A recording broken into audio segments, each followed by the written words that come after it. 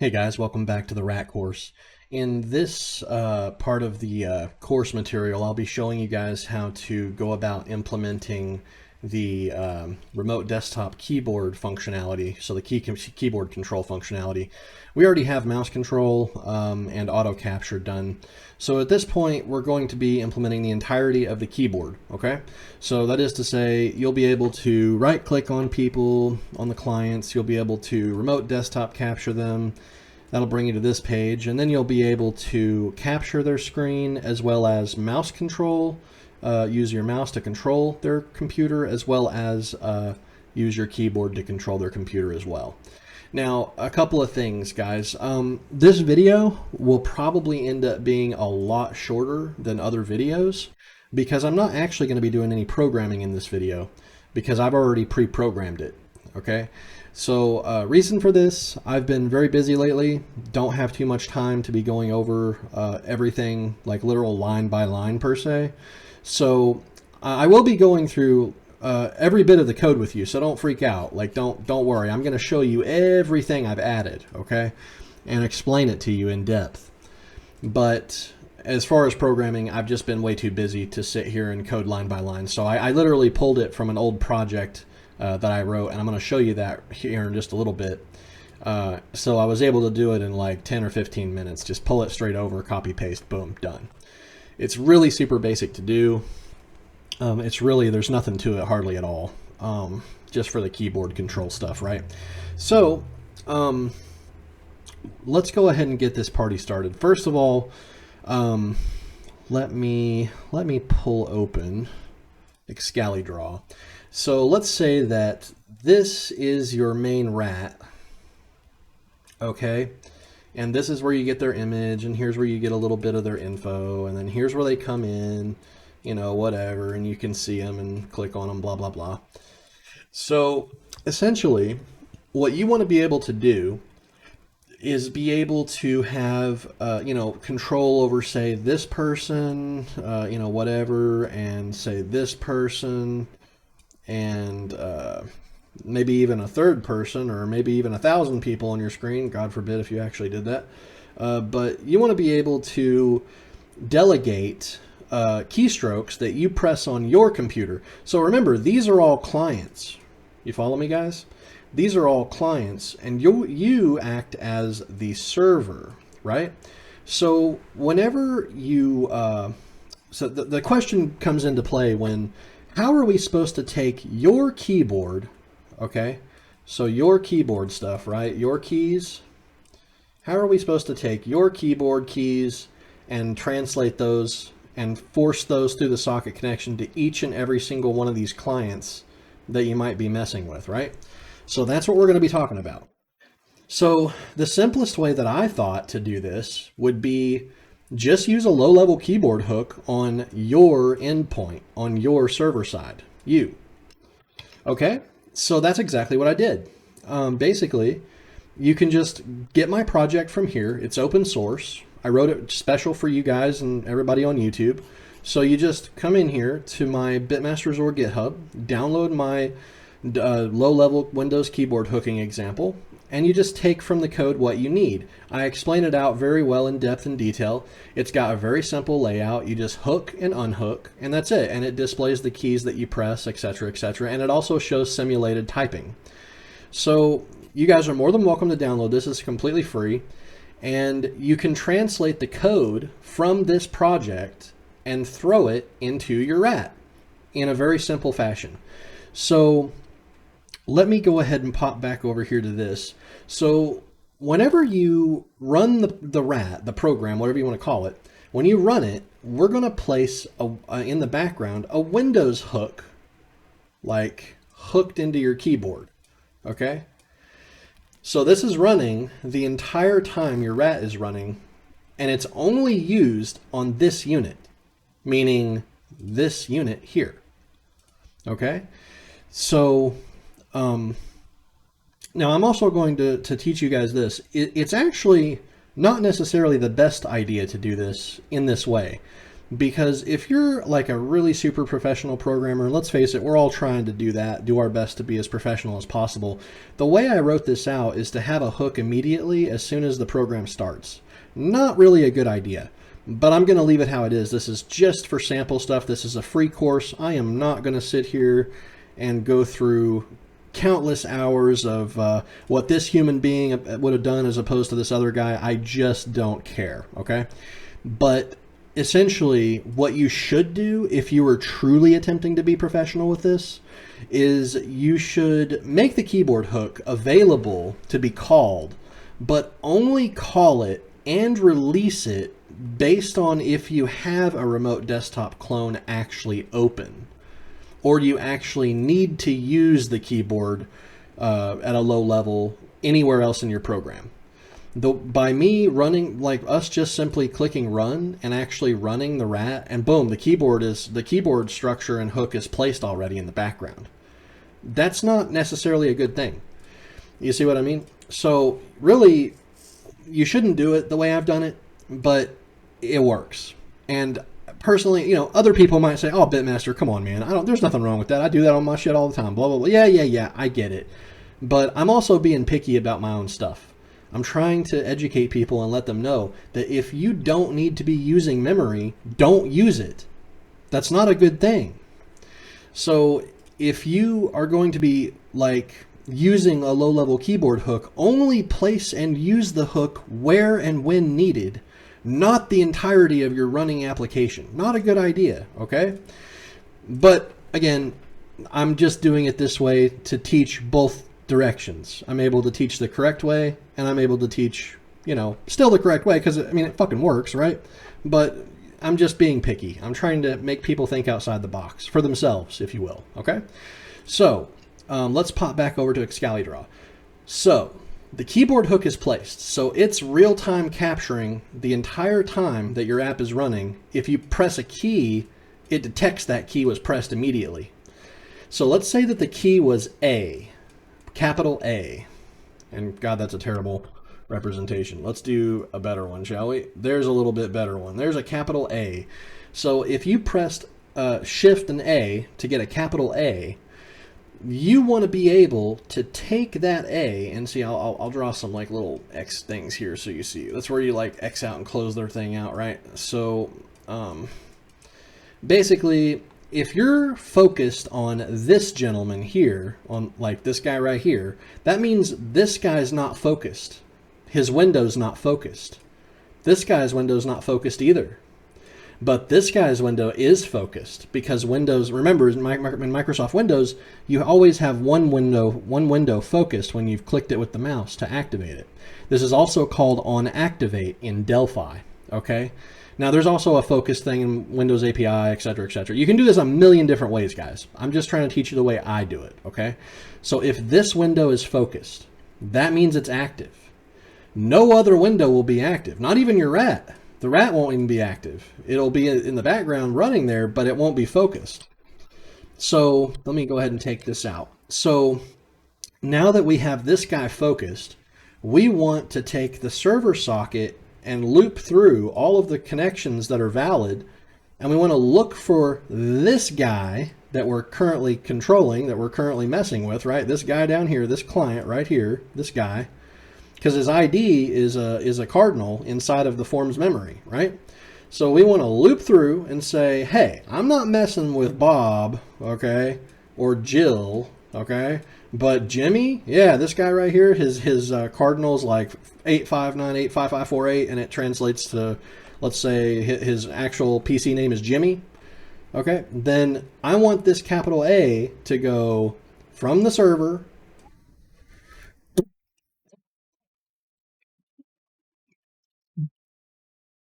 over to Jimmy. Okay, I don't want it to go here. I don't want it to go here. I want it to go to Jimmy. Right, to Jimmy's egg. Okay, so you get it, right? So that's kind of what we're going to do. So we're going to be using the this method of focusing to send characters and keyboard presses to only the people we're currently focused on. So if you're focused on this guy, then obviously these windows are not focused. So then you're only going to be forwarding from the main rat unit. The keyboard stroke that was pressed delegates all the way to this guy. Only this guy gets it, not the others, right? So, okay, I think I've explained that enough. I hope I haven't bored the literal shit out of you with that. So let's take a look at the rat, okay? So here's the deal. On the rat, I've added, and guys, again, all you have to do is come over here and download my previous low-level Windows keyboard hook example. All I'm doing, guys, quite literally, is basically just copying over the code from these to the rat project. You got it? So that's exactly what we're doing. So let's pop on back to the code. So what I've added is a structure type for Microsoft Windows API for low-level keyboard hooks. So we have a virtual keyboard code, we have the scan code, the flags, the time, and the time, date, event, timestamp of which the event occurred in Microsoft Windows, and some other stuff here. This is all Windows API. So every bit of this can be researched on the MSDN website, okay? If you're unsure of something, look it up. In fact, I will be posting a link to exactly where you can find this on the MSDN website, okay? It's the same code structure and the same Windows API calls that I use to learn about low-level keyboard hooking events with Microsoft Windows in this project, okay? So all you guys have to do is go download my project, look through it, learn how to hook and unhook the Windows keyboard, or, well, a keyboard in Microsoft Windows using the Windows API. And that's it. It's that simple. So I've added this structure types to be able to make a valid Windows API call to create a low-level keyboard hook. And once I did that, I came down, and keep in mind, guys, we're working on the server, okay? We're not working on the client yet, so just throw that out of your mind. We're working on the server, okay? So in the server, I've also added a couple public declarations. I've added a hook handle, which is an H hook for Microsoft Windows API. I've also added an active remote desktop form, which is a T-form2. Now, hang on, guys. Let me just show you this again. Remember how if essentially you want to be able to send this this A that you pressed to this guy, or this guy. Remember, if they're focused, if their window has been clicked with your mouse cursor, that sets them to focus true, right? So if Microsoft Windows can only focus on one window at a time, that means that it would make perfect sense to go ahead and set a globalized variable to hold that information to say, hey, this guy is the currently focused window we're trying to forward stuff to. It might as well be a public declaration, and it might as well point its data type for a T-form2, because every cloned desktop capture form is of type T-form2 class of T-form. So this is what we like to call descendant type shit, right? So back to the code we're looking at. So we now have the ability to get a handle on that hook.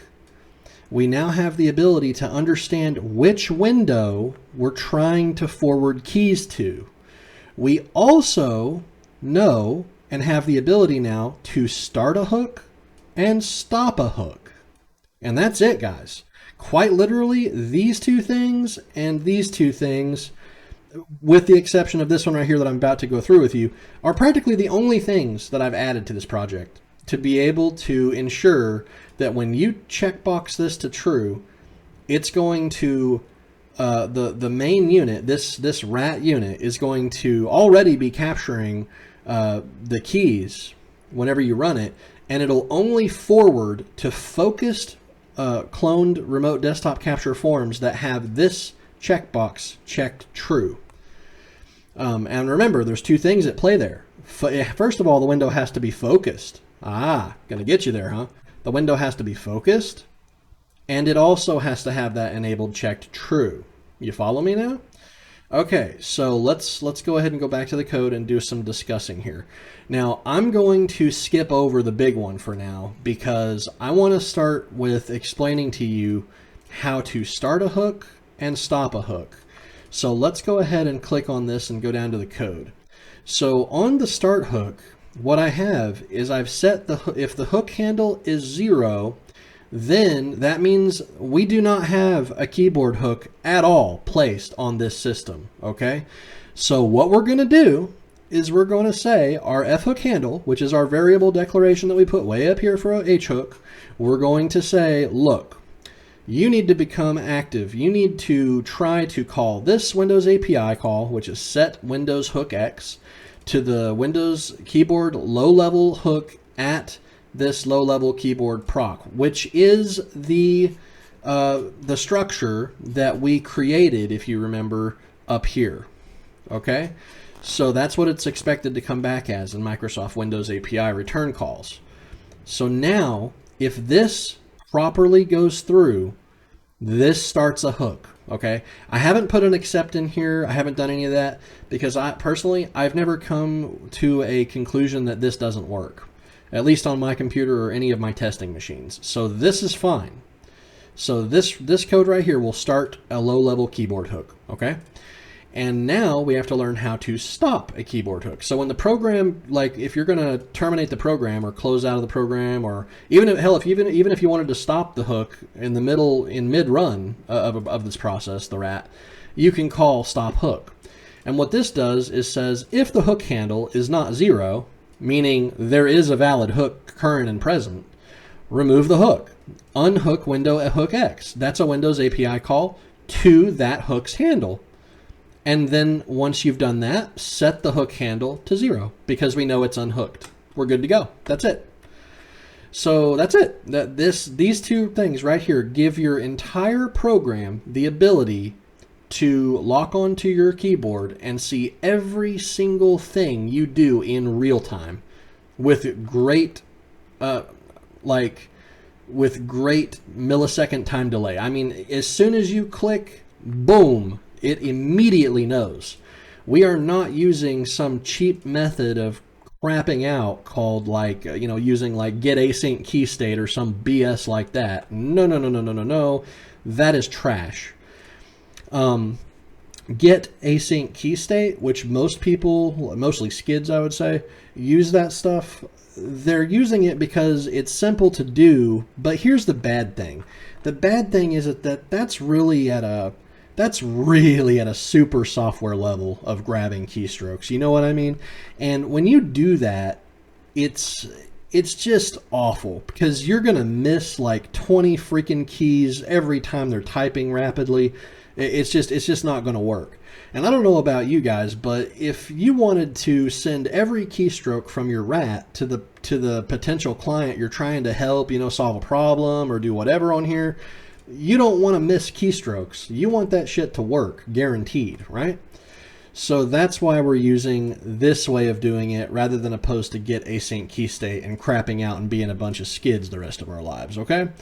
So start hook, stop hook. Okay, great. Now let me talk to you guys about the third function here. These are procedures. The start hook, stop hook are just simple procedures. They just do something. However, this is a function because we have to pipe stuff into it and it has to perform a standard call. So now let me just take you through this. We have our keyboard structure, which is our this up here that we created for the structure. Okay, it's got all this stuff, the record of the virtual keyboard code, the scan code, the flags, the time, and DW extra info. Now, guys, this is all Windows API, okay? Again, if you don't understand any of this stuff, you have to read up on Windows API to get what this stuff represents.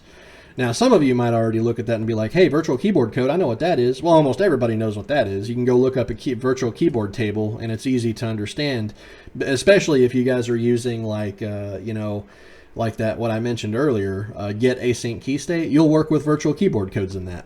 But here's the thing. There's also a scan code, flags the timestamp event of when the key was actually clicked down to like the nanosecond. And then there is the extra info, which contains just some other specific information. So, and if you want to learn what information that is, you can learn the Windows API, okay? And I'll be leaving a link so that you guys can go and better understand this hook structure, okay? Right off the MSDN website. Now, let's get back to it. So I'm going to recreate some of this here. I'm going to say there's our keyboard structure here. And then remote desktop form, the one we currently might be looking at is right here, type T form 2. There's the client ID, which is a cardinal. Here's the key data, which is T bytes. And then here's the key event type, which is a string. Now this key event type is going to be used for us to translate what we're trying to do on the client machine, okay? So if the key was pressed down or if the key was released and came up, you see what I'm getting at with that, guys? So, okay, so what we're doing right here is we're saying that if the encode is less than 0, the hook procedure must pass the message to call next hook X. So again, this is in a loop, guys. This is kind of like the keyboard hook itself, if you will, is essentially a loop in Windows. It's constantly watching. It's ever diligent on when you're pressing keys. So we have to tell it exactly when and where we want to go as well. So when we're calling this function, we're only as good as our code. We need to make sure that every time we call this damn thing, we're getting the correct key that we're trying to send. And if not, we need to call. At the end of this, we have to go to the next event. You see what I'm trying to say? Because if I type in HELLO, that's HELLO, that's HELLO, that's 5. Boom, that's 5 different events, to be honest with you. But is it really 5 different events? Because get this, you also have to think ahead. Like, are you going to look at both the key down and the key up? You see what I'm saying? You get it, guys? You have to look at this stuff and understand. We have to keep going as quickly as humanly possible, down to the nanosecond. I mean, if people are typing fast, you know, click, click, click, click, click, click, all over the place, you've got to grab their key event, move on to the next one immediately. You know what I'm trying to say? Because this says that if no remote desktop form is focused and the checkbox isn't checked, we have to pass this event. We have to go to the next one. You see what I'm saying? We can't just stay stuck in here. Otherwise, our shit's going to not, it's not going to work properly. We're going to get like, what do you call it? Thread locked. We're going to get screwed. So we don't want that. So what I've done, let me go ahead and start really explaining this to you guys, okay? I'm basically just saying that if the encode here, which is an integer, so if nothing's really been pressed or if there's nothing going on with the hook handle, we're just going to exit. And we're going to exit by calling the new call next hook X, which is essentially the same thing we do down here. So if nothing's been pressed or we're not needing anything to validate, we're going to just exit, okay? Now, if there is a valid key event pressed, and we are going to try now to detect if we're going to loop through all the people, all the clients in our desktop forms keys, right? In other words, if we have any cloned forms open with this stuff in here, with different people, like if we have multiple cloned forms open or even one open, it doesn't matter. We're looping through all of the cloned forms keys. So we're going to say for each client that's currently residing inside of our remote desktop form cloned keys, we're going to say try to get their value and see if they exist with that remote desktop form clone. So if they do exist, which means we do have a cloned form open with a person we're trying to control, then we're going to say also we're going to go into a kind of a nested if statement. We're going to go in here and nest this in and say, look, we get the fact that we have a cloned person. Okay, we get that. But we also have to know for sure if their active form, if the screen's active form is equal to their form. Okay? And if this is also met, meaning that if we are actually actively selected on their form, that's great and fine and dandy. But we also have to check if their specific form has checkbox 3 checked. And if it does, then we go ahead and process the key event and perform it right down here.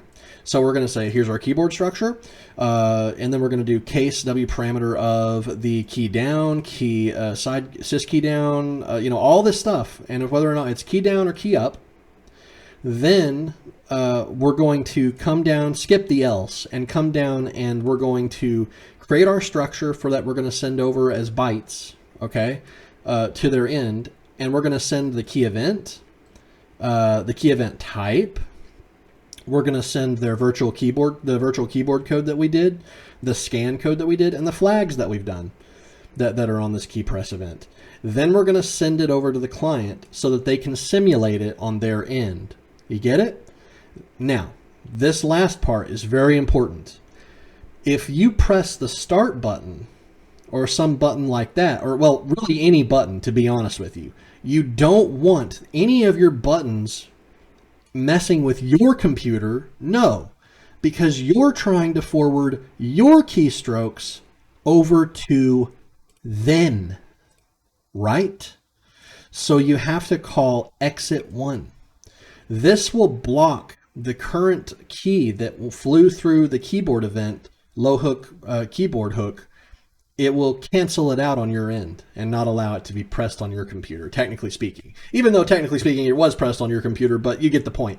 If you were to press the start button, it exits and it doesn't allow that key to be forwarded to your operating system in the natural way that it normally would be. You get it? Now, let me go back up because we didn't do that else here. So if all of this is met and we have an active form, we have a cloned form, it is active, and it does have checkbox 3 checked, so we are controlling their keyboard. If any of these were not true, right? So like let's say they're all true, right? We get into the keyboard the structure, and then goddamn, try saying that 3 times fast. Keyboard structure. So come down here. You do the key event of key up or key down. Otherwise, for any other event, pass it to the next hook.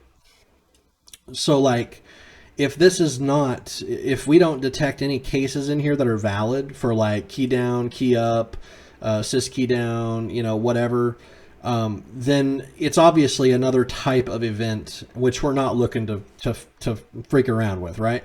So then we just exit by call next hook X, and we don't process any of the data. You kind of get what I'm getting at?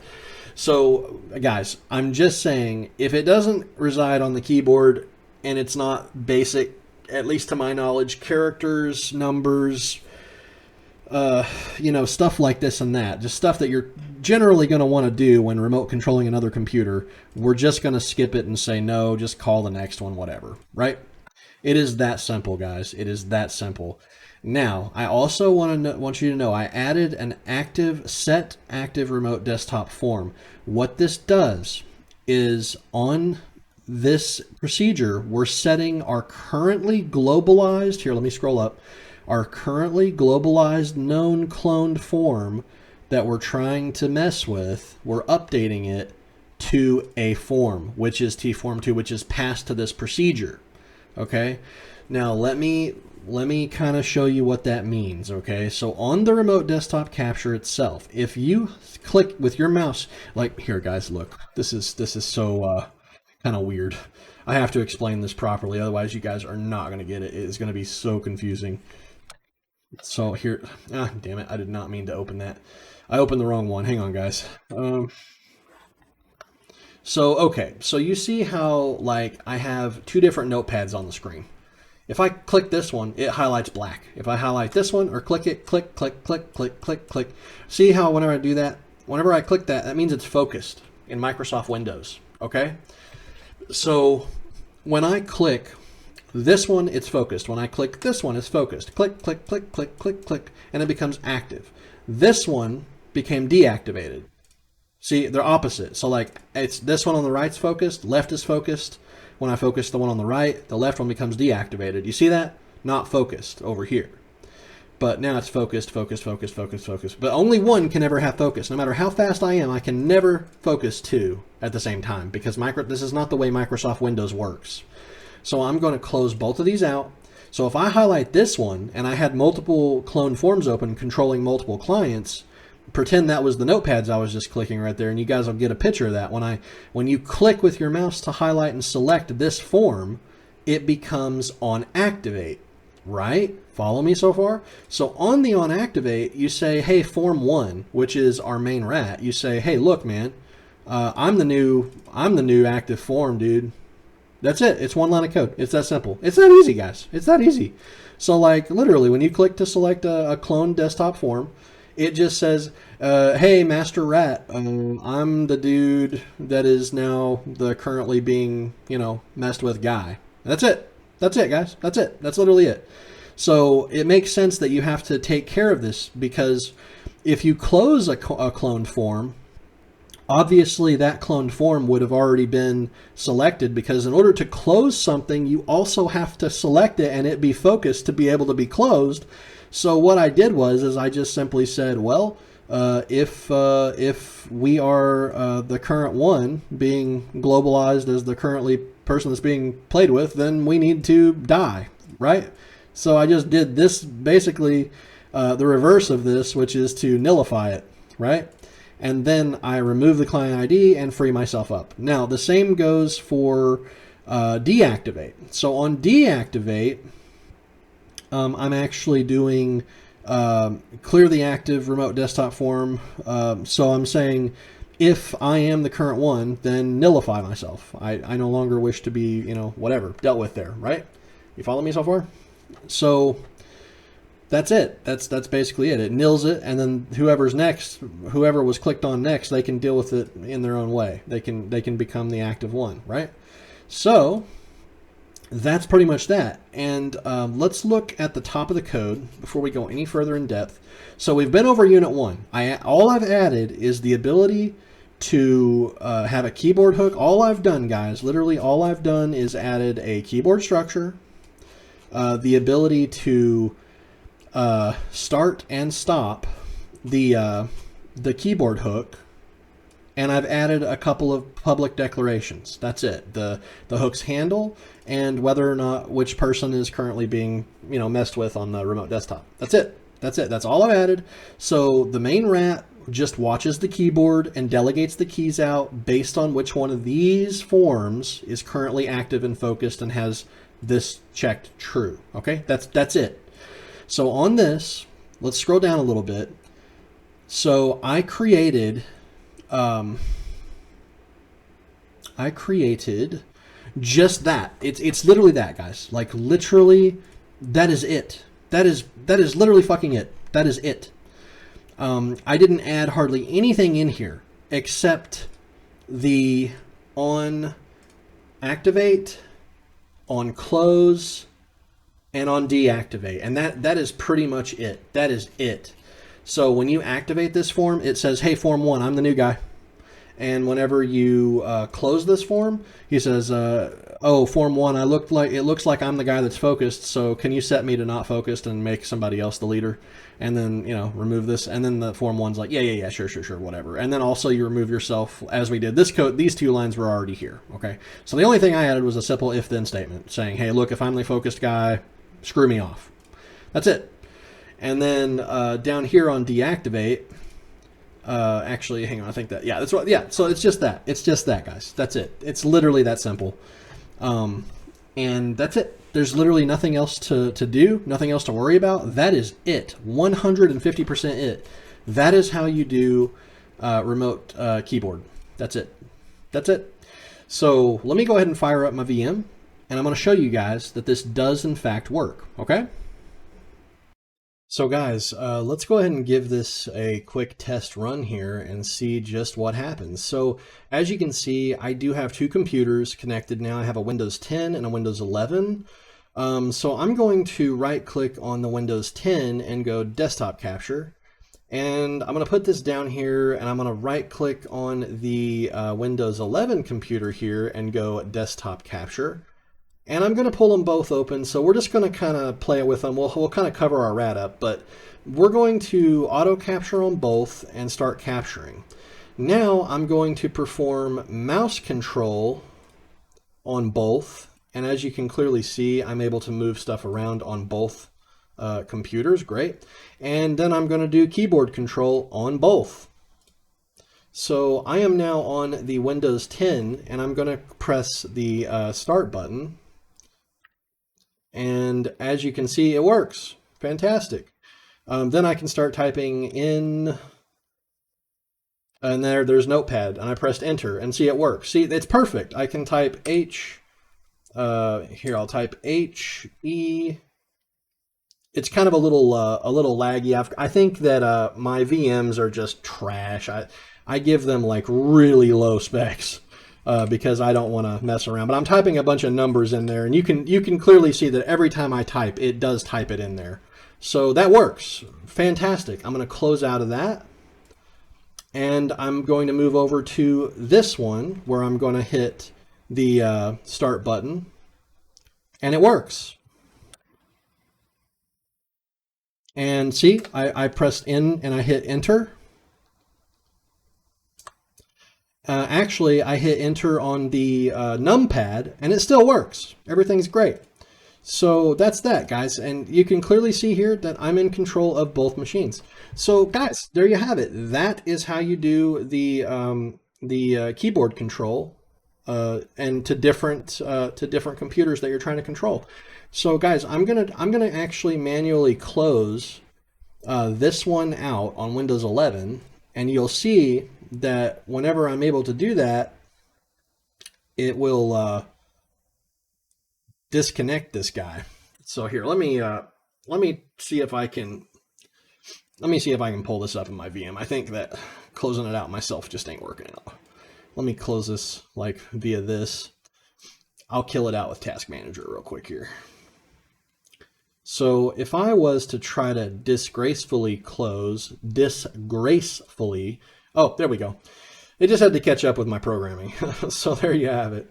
So if I close out of this one, it does kind of the same thing. So if we go to the VM itself, okay, now it's closed out. Once the socket detects the graceful disclose, it will shut it down. So I'm clicking close on that, but I'm guessing that the socket is still receiving a bunch of stuff, so it takes just a sec or two to catch up with what we're doing. But once it does catch up, it does go away, you see. So there you have it. That works just fine. Fantastic. So now you guys are able to fully capture the remote desktop and be able to see the desktop, be able to send over the keystrokes. It would be much better if you modified the way that you're sending the images. That way the network traffic is extremely minimal and everything else would be highly responsive. This is why I was trying to tell you guys in an earlier video that the way that we're doing the screen capture right now is extremely primitive. Sending like an entire screenshot every single time is both time consuming and bandwidth consuming. Not a very good idea. However, I do want to go over one last thing with you. So let me close this out and I'm going to pull open the Delphi IDE. We are going to discuss the last portion of this video, which is in fact to save the desktop frames to a specific location on your hard drive. So when I check this box, I'm saying that I'm just updating the bottom thing here. So if you guys can see these no things down here, that's all I was doing with this. And the same goes for any other checkboxes that are checked for keyboard control, mouse control, save frames, auto capture, anything that's down here. Like I'm doing saving image frames, controlling the keyboard, controlling the mouse. Whenever you click on these three things right here, I'm also setting yes or no at the bottom based on which index these are in. So it's really that simple. But the save frames though is a little bit different because I'm checking it, and it's about the same as the checkbox 2 because I'm just seeing if it's Boolean check true or false. So here, check this out, guys. If we come over to form 1, to the socket where we're actually handling the commands, you can see that when I get a full screenshot, okay, So when I'm getting a full screenshot to throw up inside of here, like the person's screen, right? I'm looking through the code and I'm looping down, I'm creating the image, I'm putting it in memory, I'm decompressing it if I have to. And by the way, I actually added this, guys. I actually added compression to make it just a little bit better. Not much, but just a little bit by adding zlib. So again, guys, if you don't, I didn't program in this video, so if you guys think, oh, holy shit, I don't get it because I wasn't there to program it with you, just download the source yourself and just look through it. Okay, it's really simple to do. I added zlib, and in the places where we're sending over imagery, so where we send the image here for the thumbnail and where we send the image here for the remote desktop capture, basically what I'm doing is I'm compressing and decompressing. And you have to also add zlib on the client as well. So at the very top of the code window, I added zlib as well. So whenever we get requested to send an image on the client, I'm actually going through and saying that I would like to compress that stream as well. So I compress the stream. So you take a screenshot, you compress the screenshot already with JPEG compression to 30%. Then I'm compressing the memory stream data itself to send over. So I'm compressing it down even more. Then I'm sending it over compressed. Then on the rat portion side of things, I'm getting that. So I'm saying right down here, I'm saying like, let me find this section here real quick. So this is for the thumbnail. I'm getting it and I'm checking, is it compressed? Yes, because the position of this compressed says compressed, so therefore it is compressed. And then I'm coming down and I'm separating these prefixes out from the image data, and I'm getting it, decompressing it, and throwing it onto the image. Okay, and it's just one extra step, guys. We already had this written. You guys already have 95% of the code already done. Okay, I just simply added a little decompressor and compressor for both sides.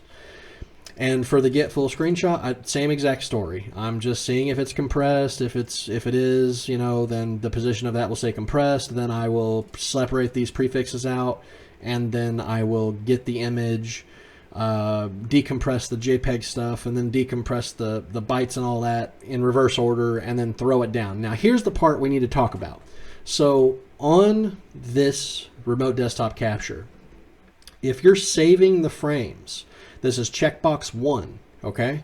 So when we get an image, okay, so let me go back to the rat portion here. So when we get an image, okay, when we get a full desktop image inbound to our rat, we're saying, go ahead and decompress it all, blah, blah, blah, throw the image on there, blah, blah, blah. But once we throw it on there, we're not done. We're also going to say, hey, the cloned form that we're messing with right now, the cloned form that we're going to throw the image on, does it have a checkbox 1? And is that checkbox checked? So we're saying, here, is this checked? So we're saying, oh yeah, it is checked. Because if it is checked, then we need to go ahead and look for a directory. So we're saying, does this directory exist? It's called client and then their client ID. So we're creating a directory with their client ID attached to it in Microsoft Windows, in your file system. Then we're saying, if it's not, so if it does not exist, go ahead and create that directory. Create a unique file name with a timestamp and a random number. Now, this is kind of stupid, guys. Honestly, I need to just take this part out. This is not really necessary, to be honest with you. We want to take this out. So let me just go ahead and do that real quick, because that was moronic of me to even do in the first place. So basically what this does is it creates a unique file name with a timestamp and a random number. Let's take the random number out. We don't need it. We don't give a shit. It just has to be a unique name, okay? And with the year, the month, the day, hours, and the minutes and seconds, that is more than enough to be able to do this with. So what we're saying is, if we're trying to save the frames with the images that are coming in, Then we're going to check to see if that directory exists, client and the client's ID. If it does not exist, we're going to create that directory. Then we're going to save every single image that comes in through this procedure to that file. You see that? And that's it. And then we're going to finally decompress our stream and finish out and do all of our stuff, right? So again, down here as well, we also want to come down here and fix this up as well, because I did this little else begin statement where it would also check if we needed to do something otherwise. So that is to say, let me pop this up here real quick. So we're doing all this stuff, and if for any reason it doesn't exist or something goes wrong, we do an else statement here. And I'm just saying, handle the uncompressed data for backwards compatibility.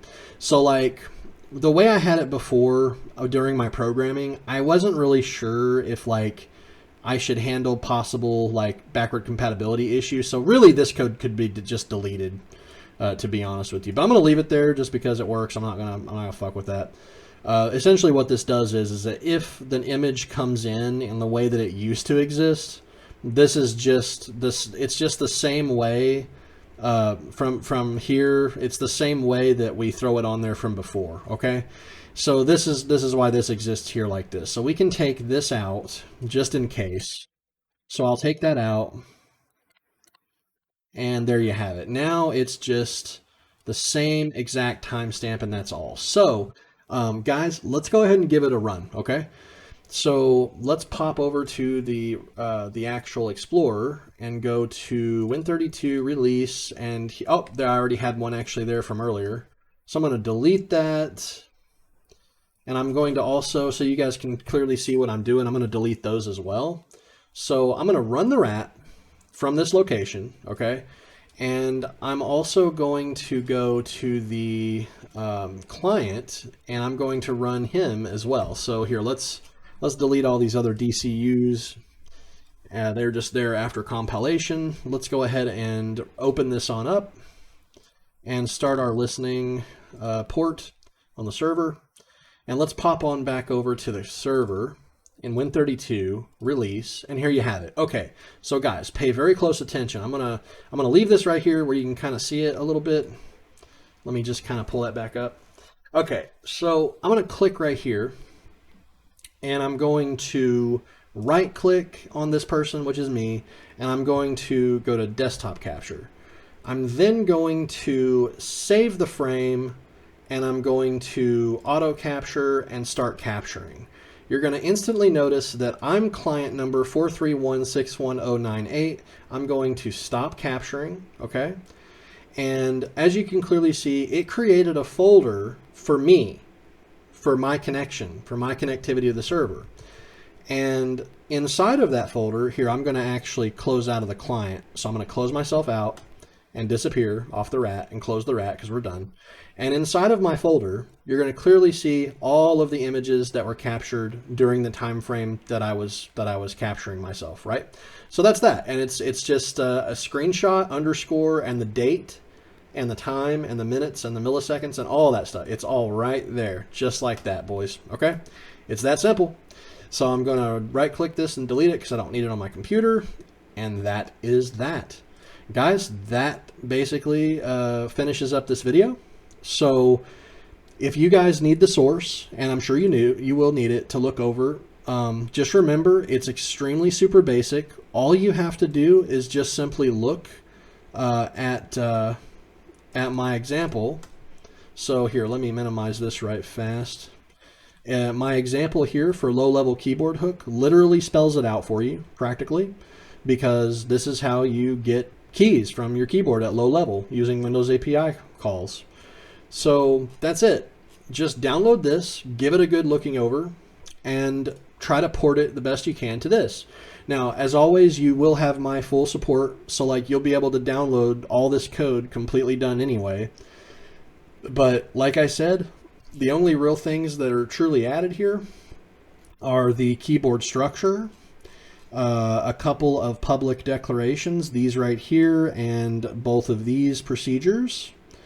And then the functionality of being able to grab from the keyboard events and forward them to the correct socket connections and throw them based on the cloned windows that are open to those specific client socket connections, and being able to set the current one that is currently needing to be sent to based on if their window is focused or not, and being able to start the hook and stop the hook. And it's that simple. It's literally that simple, guys. The main code is all in Unit 1.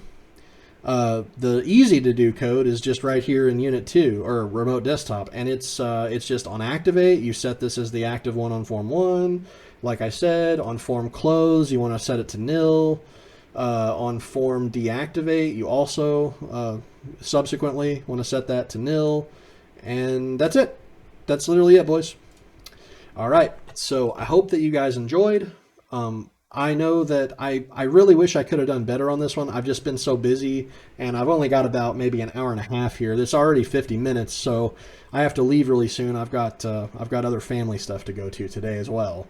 So essentially, that is that. The next video, the next portion of this course, we are going to go back into programming, and we are going to be looking at either remote webcam or remote audio capture. I haven't decided which of those, but just know that it will be one or the other in the next video. And then we're going to, just so you guys know, once we're done adding remote audio and remote webcam, we are not finished, okay? I'm just letting you know that right here and now. Like this ain't shit.